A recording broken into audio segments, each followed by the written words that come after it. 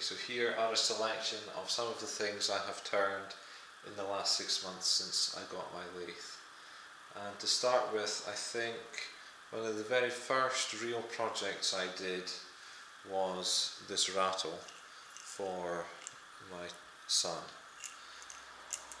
And this was inspired by Erik, better known on YouTube as The Naked Turner.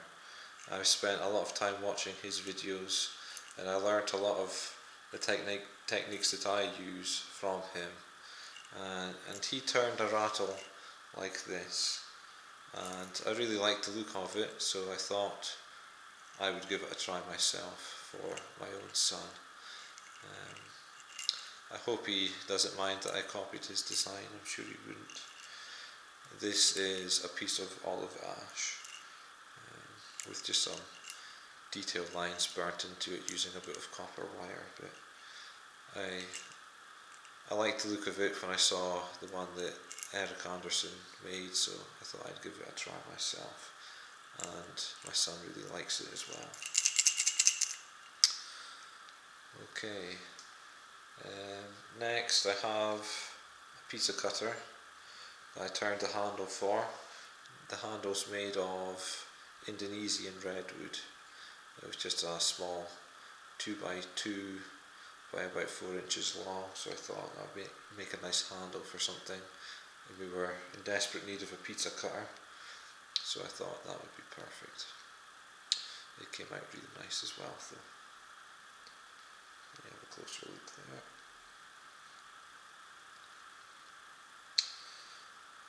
there. This was a fun little project that I did.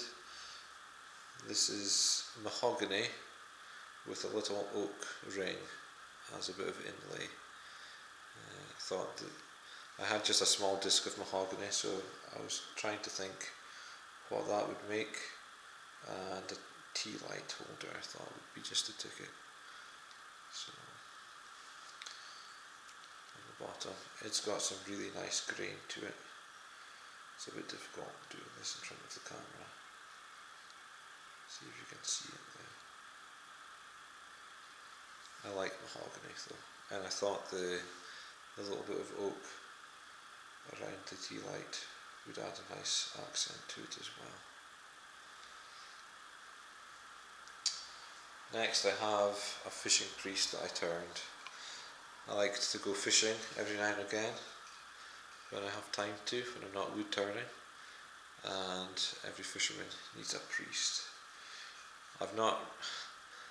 Since I've made this, I've not actually really been fishing, so I've never actually used it yet. But this was turned out of Sweet Chestnut, and I put a little stud in the end there to tie a bit of leather onto for a wrist strap. But yes, this is Sweet Chestnut. It came out really nice. It's a really nice hardwood. I love the grain that's in it, and I finished it just with finishing oil, just so that as it's used I can continue to add more oil to it to refinish it, to make it last really. I turned it and I bored out a 25mm hole about 2/3 of the way down through the head of the priest, and I cast lead in there before filling it and putting a plug in the end. So it's got a good weight to it. It'll do the job if I ever catch a fish that is worthy of having its last rites read to it. This is the first bowl I ever turned. It was out of a little bit of beech, so it was a challenge with it being my first bowl. I've only ever really turned spindles before, so it's not fancy or anything, it's just a nice bowl. I thought that we'd use it as a key bowl for loose change and that sort of thing, and it's done the trick for that. The beech came out really nice though, it's got a bit of spalting on it. Came out with a nice shine. It's finished just with friction polish, and I believe I put some carnauba wax on this as well. But it is nice that it's got a little bit of spalting around the room as well.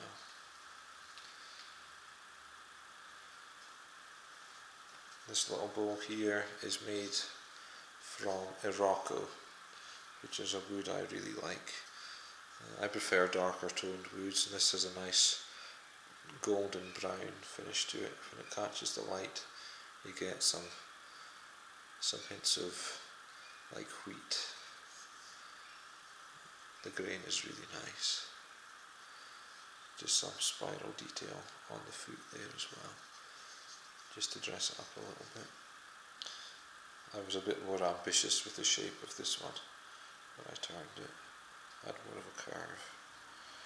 And I was a bit braver as well when I came to hollowing it out to try and uniform the thickness all the way down.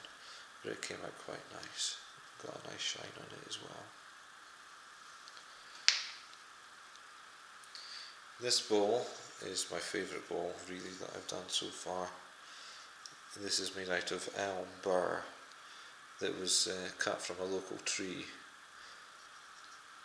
I've got some more pieces of this as well. This was the first green thing that I turned. This was still quite wet, but I turned it and left it to dry for a while before finishing it. Put in some little burns on the rim, and it came out really nice as well. It's a really nice, interesting grain on it.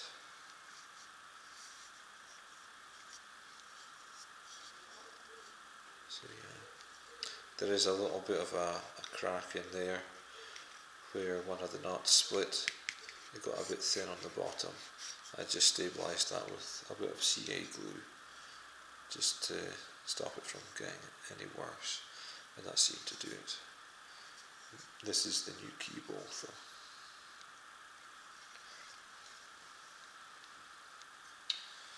This was an experiment. I wanted to turn something a bit larger than just the small blanks that I had before.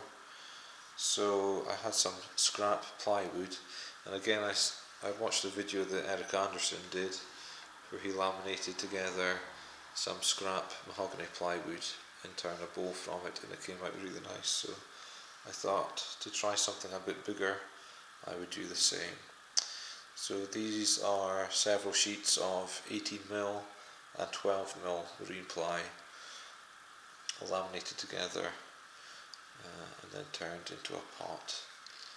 But it came out really nice. The inside has a nice detail, the way that the rings change in size as it goes out to the side. It's a bit like an eye, and the same on the bottom as well. This was really difficult to turn with it being laminated plywood. My tools were quite blunt. Well, they were blunt after anyway, if they weren't blunt before. This really took a toll on them, and I didn't have my pro edge yet. So it came out really nice though. The outside's nice and smooth, and the contrast in the colours through it are really quite nice as well.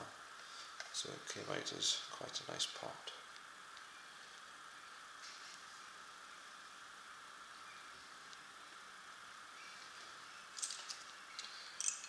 This is a present I made for my mother for Mother's Day.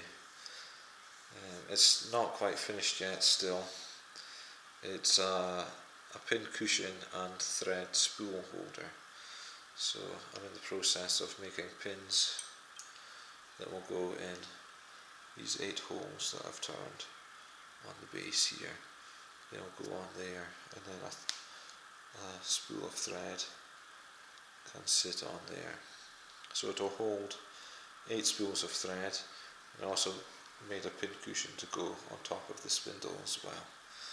This is made out of walnut, my favourite wood. It has some really nice grain. It had a bit of a knot on the end of this board here, which gives it some character as well. Nice spindle turned there as well. I tried to make it look a bit like a thistle, with the pin cushion being the flower of a thistle. I don't know if that really comes out. I think it did. So I need to get some more scrap walnut to finish making the pins. It's quite difficult trying to make all these little pins the same size. I've been struggling with that without having a break on me, but the pin cushion works really well. This is actually my family tartan, so I thought that would make a nice gift for Mother's Day.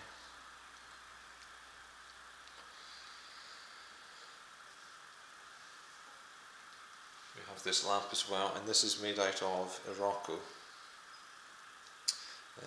I got a large chunk of scrap wood from a joiner who works in a workshop. He builds staircases and doors and window frames, and he was selling scrap offcuts, and so I was lucky enough to get some of this Iroko and turn it. My wife, she had the idea of slightly hollowing out the base so that she could have somewhere to store her earrings at night so that they don't get lost. And so I made two of these actually. There's one that's not quite identical, but it's a close match to it, for a his and hers bedside lamp. And again, the Iroko comes out really nice, the contrast in the dark and the light when the light hits it. It's really nice when the lamp is on and the light shines down. It really brings out the grain. I had a lot of fun making these. One of the reasons I really wanted a lathe was to be able to make a set of lamps for ourselves. Far nicer than a lot of the lamps that you can see in shops nowadays. It's nice to have a hand-turned one. There's a brass fitting on the underside as well that just screws down onto a fixing plate. So it's really easy to put together, and some brown antique style cord as well. They came out really nice. I was happy with them.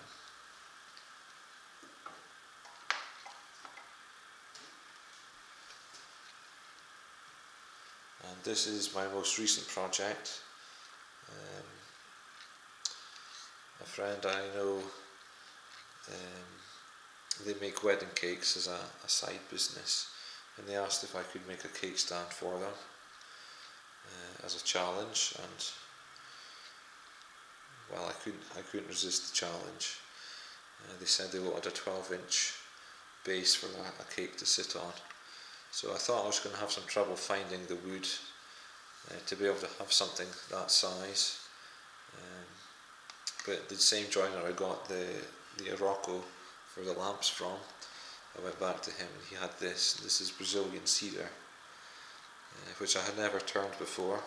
It's a softer hardwood, so it was wonderful to turn, and it's got some really nice grain on it as well, and it smells lovely. It had a really nice fragrance to it when I was working with it and turning it.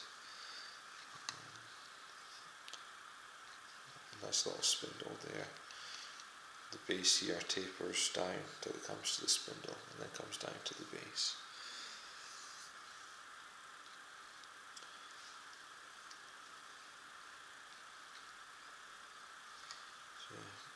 Brazilian Cedar.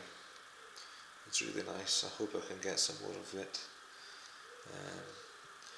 The person I made this for would like the idea of having another smaller tier and then another tier on top of it, so it could be made into a 3-tier cake stand. So if I can get some more Brazilian Cedar, then you might be able to watch me do that. And finally, some pens that I make pens every now and again. This was the first pen that I really made. I made for myself. It's a Walnut Cigar Pen. I wanted a pen that was quite chunky and would have a bit of weight to write with. And I've sold a few of these. I've made a few more since I made this one. They're really fun to make.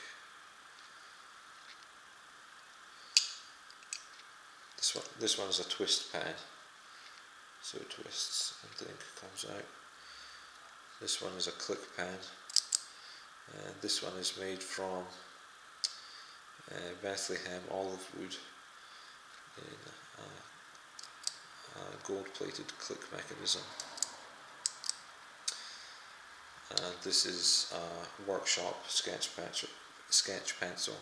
I use this at work for marking out. I'm a plumber, so this comes in handy when I'm marking out, when I'm doing the first fix in the house, marking holes for boring pipes and that sort of thing. So it's a workshop sketch pencil, and it's finished with a synthetic burl in green. I got the mechanism and the burl for this from Pen Kits Direct, and the same for this one as well. So yeah, I'm going to be making another one of these. I have this one for work, and I'm going to make another one out of elm burr for using here in the workshop. I like these because they come with, this one's almost finished, but a really thick graphite. So even if you drop it, and I have dropped this a few times, this isn't going to break on you. It lasts a really long time. I've been using this one for well over a month now, and I've still got a good bit left. And there's a sharpener in the end of it, so when the nose does get rounded over, you just screw off the end and you have a sharpener to put a fine point back on the end of it. So it's really nice.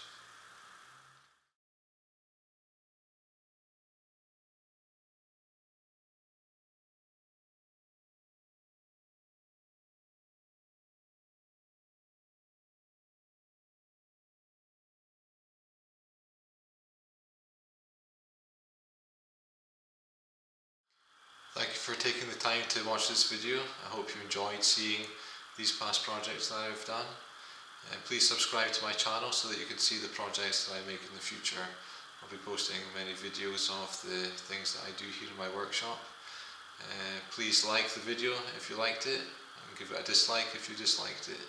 And please leave me a comment below with the item here that you found most interesting. If you give me a comment and let me know the things that you liked, then I'll make a video in the future of me making one like it, so that you can see the process that I went through in order to make it. Thank you again, and please remember to subscribe.